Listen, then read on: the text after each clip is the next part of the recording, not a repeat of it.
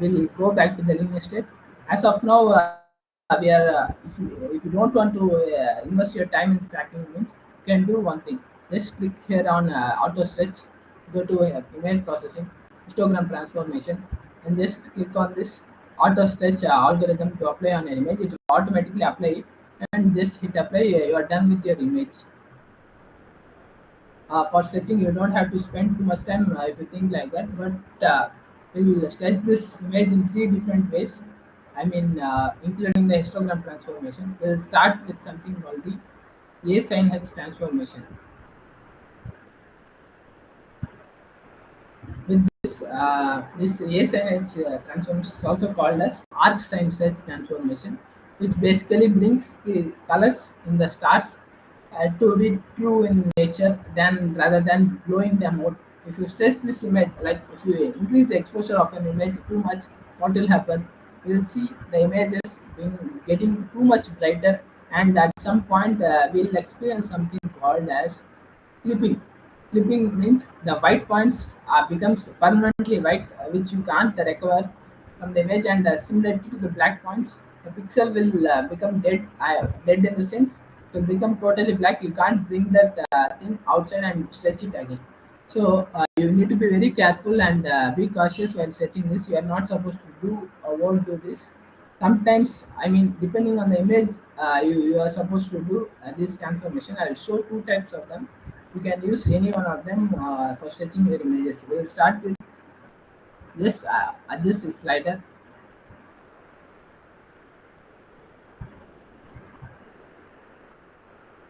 You can see the image is getting too much brighter, which we don't require. So we'll enter a value of around 35 and see. This looks good. Yeah, we'll click on apply, and we can continue doing this until we'll get something out of the image. See now, it's the image is too bright. Now we can adjust this black point. Basically, black point is similar to Photoshop, where I did level this image, like bringing this to here. This is the point we are supposed to maintain the histogram in this graph, or this something called, it looks like a mountain. You are supposed to maintain it at the center to maintain a good level of image. You are it should not be to the left and or to the right. To the left, it actually clips the image, which means you can let me show you how the clipping actually does. See, if I bring it to too much on this side, the image will move to the left. Let me show it again. See, the image almost touched to the left part of the image. Even if I try to bring anything, I can't bring the data because it is too dark. You can't bring. This is how the clipping works.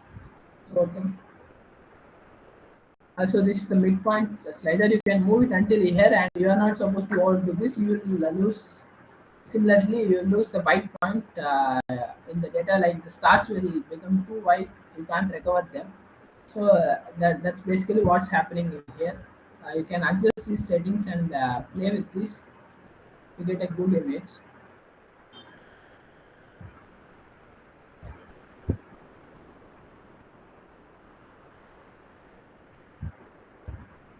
So actually, we are supposed to do these stretches in increments. We are not supposed to do overdo. I'll quickly finish this.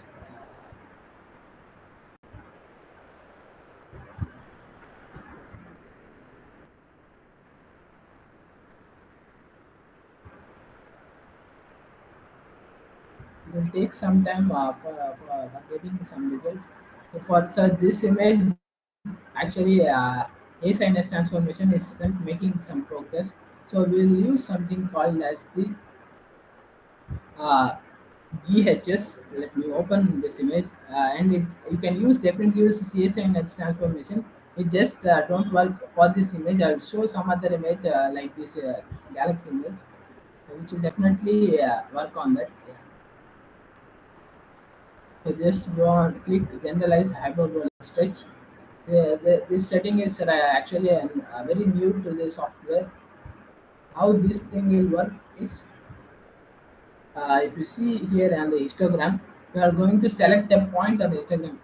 This is the line which is in the red color, represents the mid-tone. If you can increase it too much, if you go to the top part of the image, it will become too bright. Similarly, if you bring it to the bottom part of the image, it will become too dark. To use the stretch, actually, this is very complicated. It has ton of settings, but don't worry, I'll explain. Just click on auto stretch. Uh, just zoom in and select a part on the nebulae part, and then just click on this eyedropper icon. It will choose the point of this image on the histogram, I mean the brightness values of that particular place, and will separate and just get that part outside, leaving the stars behind. Once you've done that, for the first step, increase the local stretching sensitivity to the maximum, and while stretching, you are supposed to turn off and bring it to the linear state. Then just start uh, increasing the stretch factor.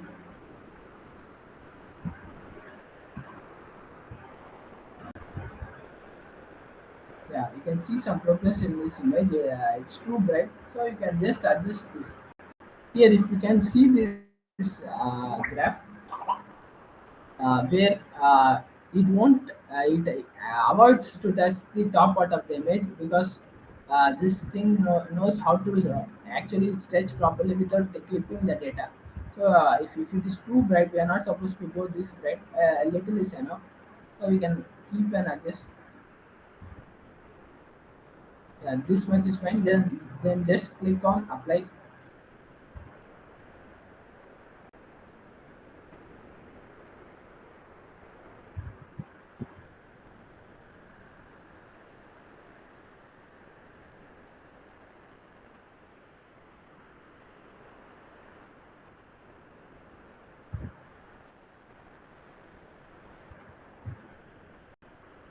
Then, then click on the type of stretch and go for a linear stretch where we have black point shift. Then just adjust this. See if you can see this. Uh, you're not supposed to do overdo this. If you can, this is the histogram for this particular image. Yeah, it should not touch this point to the left part of the image. That is where the clipping starts. So I will adjust accordingly.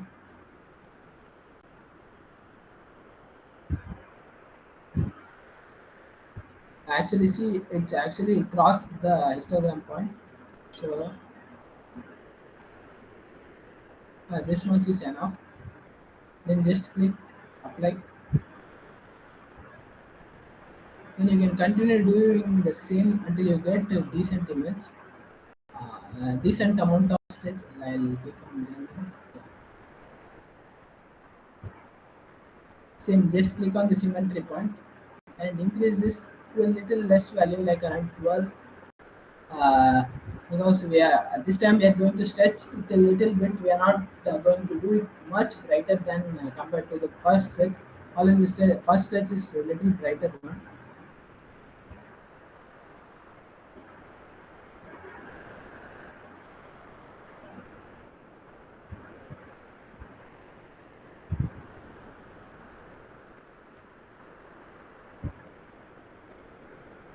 Yeah, once after this point, we can just click apply and hit close.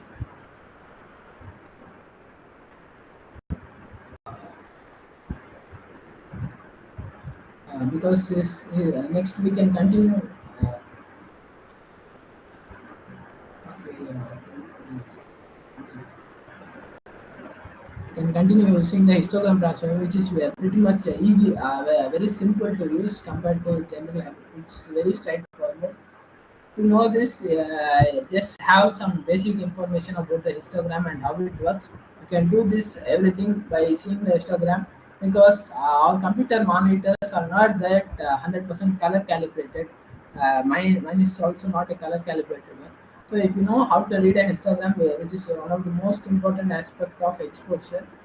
So if you move this black point to the right side, you should not cross this point where I am pointing. See, this is the limit. That's where the black clipping point starts. So now we can, if I go and do it over two, we will get an image which is entirely black, which we do not like. So just keep until a point where the image doesn't clip. Then just click apply. Once it's done, now we can stretch until a level up to which we need. It's the same with this point mid-tone slider. We are not supposed to touch the white slider, which is used sometimes to stretch when the image is too dark. But in this case, we are to just grab this mid-tone slider and bring until the point where it doesn't clip the image. Now we are having a good bright image. Then just click apply. Now we are lacking, actually lacking the contrast in the image. So you just adjust these settings, which is similar to the levels, and you will end up with some images like this. Just click on apply.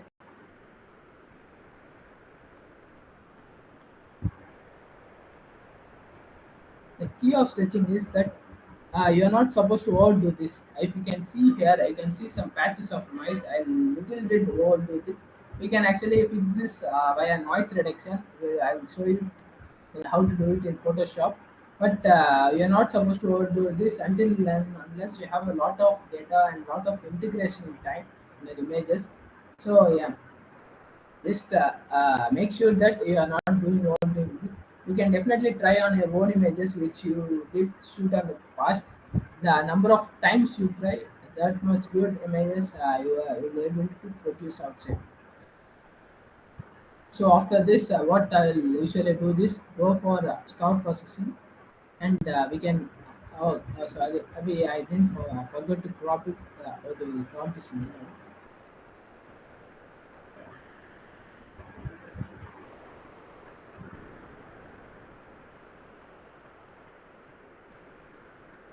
Okay. Just for integrating the star net, which is basically removal of star, and just click on the star processing and star net star removal. Just you can click on generate star mask, and you can remove all this. You can uncheck the remaining options. Just click on execute. Okay, I got some issues with this starnet. Okay, that's basically the point. If you click on execute, if you got it in your directory, actually shifted some files to different folder. That's why I'm not showing it. I'll show how the final file will look like. Uh, give me a second.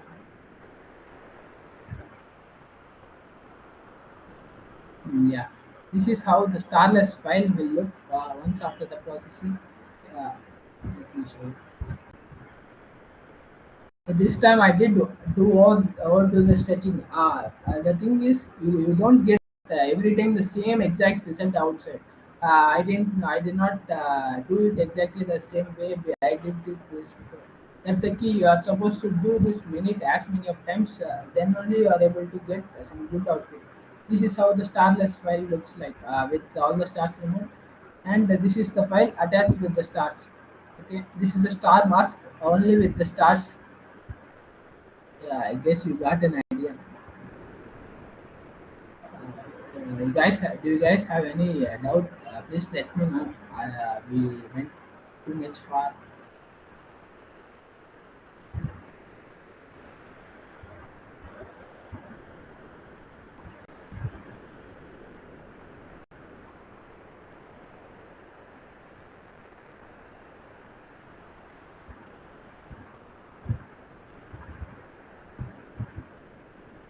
Okay, can I continue?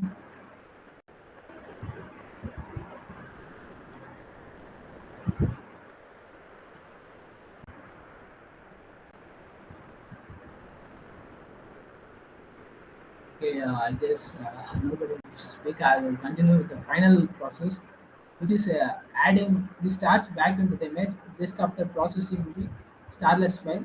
For that, I want to use Photoshop. You can do this as well in civil as well. Just click on image processing and star processing and star recomposition. But the thing with this star recomposition is that it will give very less options to do to the image. That's why I'm not going to use that. We'll use Photoshop for that. Open.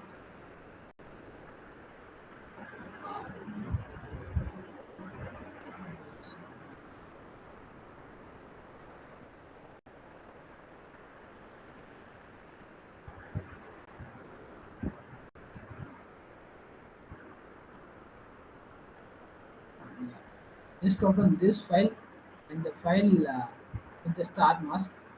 Just open those both files into Photoshop.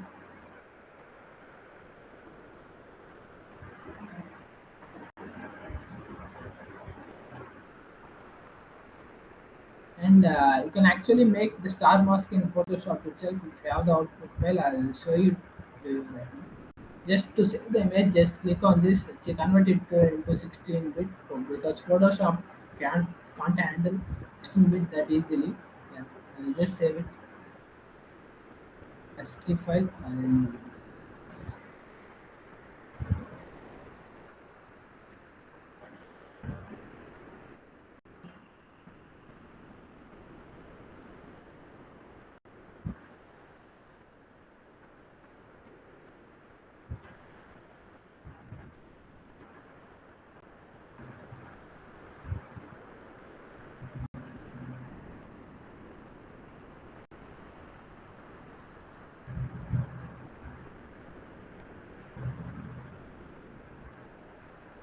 To do this, just click on image, apply image, and hit on subtract, and just bring your offset down, and make sure you select the source where your is. Yeah. This you need the startless also. Control C,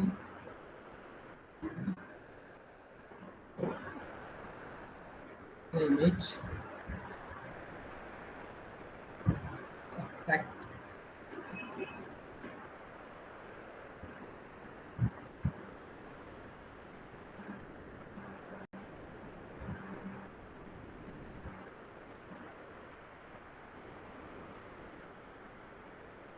Just adjust the offset. We are basically subtracting the stars using this starless image. Then here you can see our starless image, which is similar to this star mask. There's no difference, but this is generated by the software. That's the only difference. So to process this image, you can do again the same processing that you did with like adjusting the levels, which let me do it quickly for you. And to add stars, it's very simple. Just click on Control A, it selects the entire canvas, and Control C for copying the image, and just hit on Control V, which pastes the image. So we are supposed to add image. That's how it works. Add the star back into our image once you process. Why we are doing this is that if you if you are processing with the stars included, it will blow them out. Blowing in the sense it will become too white to be true, that you won't get any colors in our stars. So add this image, just enable the eye icon and click on add linear dodge add, and you can use screen as well, and it depends. And once you're done with this, you can do many things like, as I said, this is not the actual edit I did for the image which I shared in the PowerPoint. I did it in different times, so I got different output. You can. This is the whole process of astrophotography image processing. After this is everything in your final touch, like you can use camera raw filter.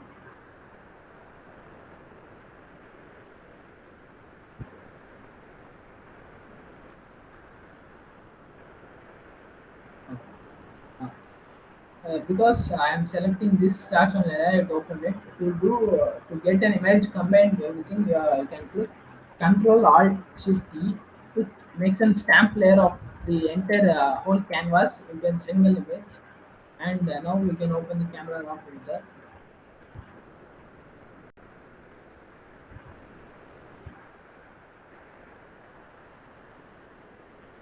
and you can do the basic post processing in this.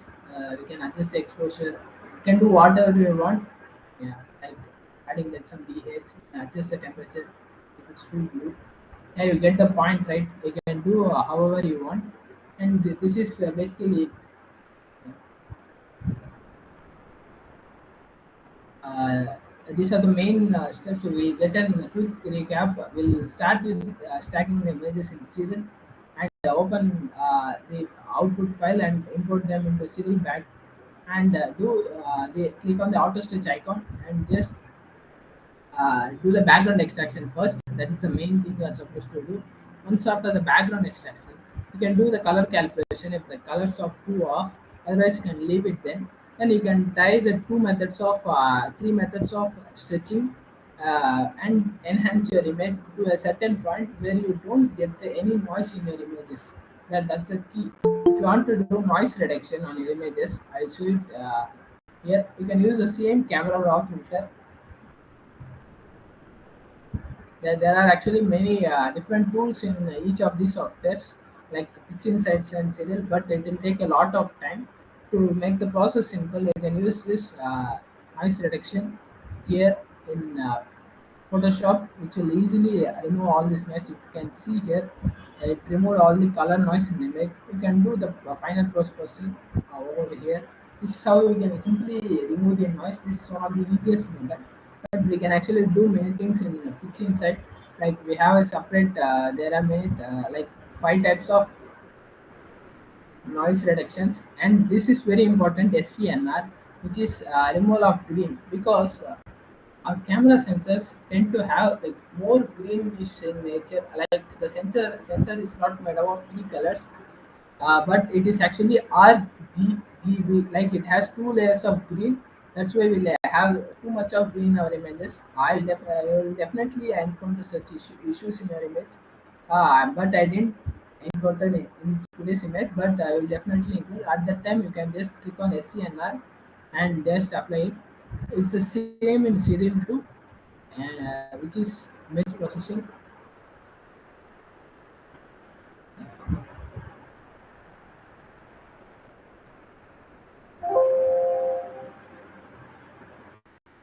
Same. I can see remove green noise, and to adjust the value in this, I can't directly apply this because it will make the image too magenta-ish in color, because opposite of green is magenta. CM by K opposite is the RGB, right? To do that, click on any of these settings, just adjust it to a little value accordingly, and click on the average neutral and click on apply. See what happens. Since this image doesn't have any green values, it didn't make any change. You can see a little bit of magenta adding in the image. So you are supposed to choose a value very little and precise so that you won't get any color cast of this pinkish magenta-ish color. Yeah. This is also an important tool which I forgot to mention. Yeah, I guess we are done with the session of this. If you guys have any questions, please let me know, and feel I will share it.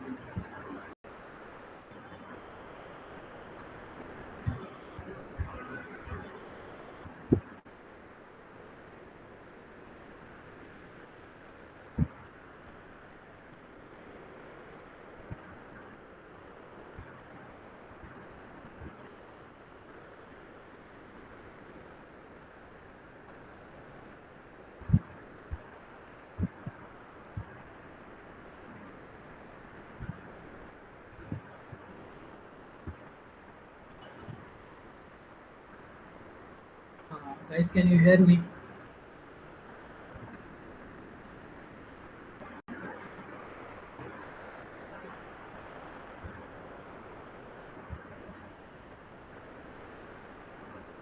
If you guys have any doubt, please let me know. I think you should be having some doubts, because I didn't explain it to the core because it will definitely confuse a beginner. Because this involves lot of math, color sciences, and it's very interesting to study. But as of now, for in regarding as an photography aspect, there's no need of learning them. That's why I just touch it and explain how you can do how basic workflow. You can start from stretching and end up with adding the stars back. Just watch this recording of this video. You'll get a good idea. You can easily apply to your images if you have shot it. I guess nobody has any doubts. Can end this session, I guess.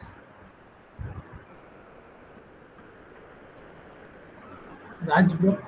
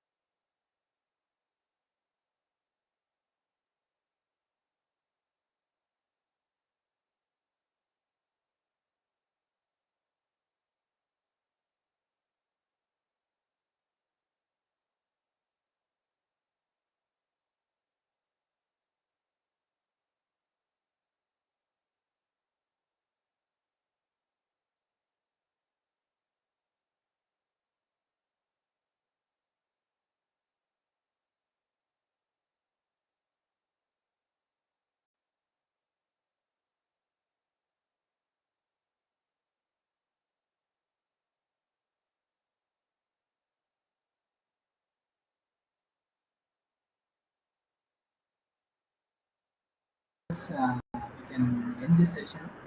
Thank you for joining. Please drop your feedbacks. And, if you have any doubt, you can personally ask me via WhatsApp or on Instagram.